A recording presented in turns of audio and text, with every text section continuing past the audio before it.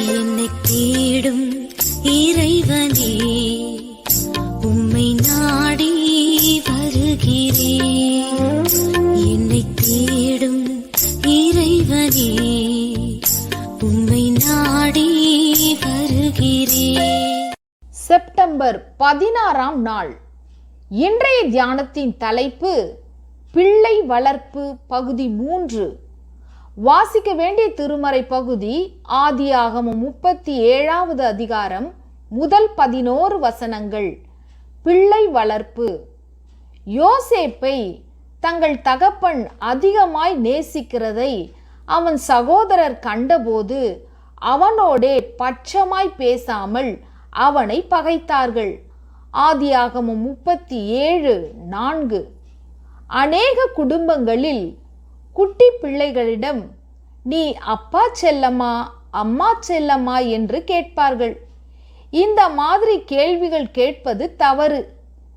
எந்த பிள்ளையானாலும் அது தாயையும் நேசிக்கும், தகப்பனையும் நேசிக்கும்.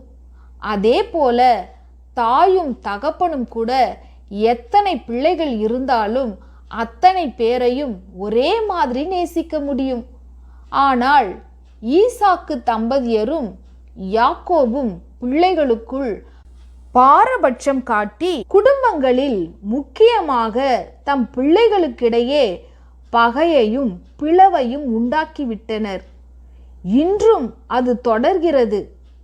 12 பிள்ளைகள் இருக்க ஒருவனுக்கு மட்டும் பலவர்ண அங்கி கொடுப்பது எப்படி நியாயமாகும்?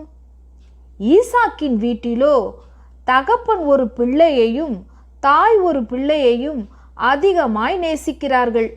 அதன் விளைவாய் அந்த பிள்ளைகள் வாழ்நாள் முழுவதும் சேர்ந்து வாழ முடியாமல் பிரிந்தே போய்விட்டார்கள். இன்றைக்கும் கூட சமுதாயத்தில் மட்டுமல்ல, குடும்பங்களிலும் ஆணுக்கு ஒரு நீதி, பெண்ணுக்கு ஒரு நீதிதான். பெண் பிள்ளைகள் சொல்லவும் மெல்லவும் முடியாமல் தங்கள் வேதனைகளை விழுங்க கற்றுக்கொண்டிருக்கின்றனர். அதே போல நன்கு படிக்கும் பிள்ளைகளை, அழகான பிள்ளைகளை, நன்கு சம்பாதிக்கும் பிள்ளைகளை அதிகமாய் நேசிக்கும் பெற்றோரும் உண்டு.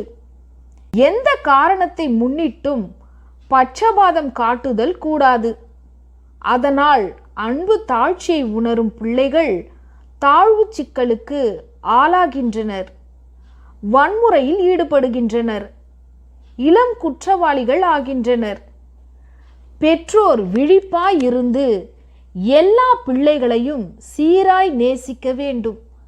ஒரு பிள்ளையை குறித்து இன்னொரு பிள்ளையிடம் குறை சொல்லக்கூடாது. ஆசிரியர்கள் கூட தங்கள் வகுப்பு மாணவர்களிடம் பட்சபாதம் காட்டுவது தவறு. தேவையில் இருப்பவர்களிடம் பரிவும் பாசமும் காட்டுவது வேறு, பட்சபாதம் காட்டுவது வேறு. அதையும் புரிந்து நடந்து கொள்ளுங்கள். வீட்டுக்குள்ளேயே ஆளுக்கு ஒரு நீதி என்றால் நாட்டுக்குள் எப்படி சமத்துவம் வரும்? வீட்டுக்குள்ளேயே ஆளுக்கு ஒரு நீதி என்றால் நாட்டுக்குள் எப்படி சமத்துவம் வரும்? பட்சபாதமின்றி பிள்ளைகளை வளர்த்திடுவோம். நீதியின் தேவன் விசாரித்திடுவார், பயந்தே வளர்த்திடுவோம். பட்சபாதமின்றி பிள்ளைகளை வளர்த்திடுவோம்.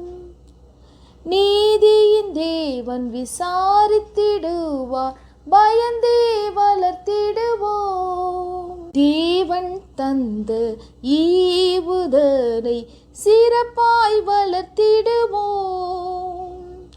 தேவன் தந்த ஈவுதனை சிறப்பாய் வளர்த்திடுவோம். ஜெபம். தேவனே, பிள்ளைகள் உம்மால் வரும் சுதந்திரம். அந்த சுதந்திரங்களை நீர் எங்களை நேசிப்பது போலவே பட்சபாதமின்றி நேசிக்க அருள் தாரும். ஆமேன்.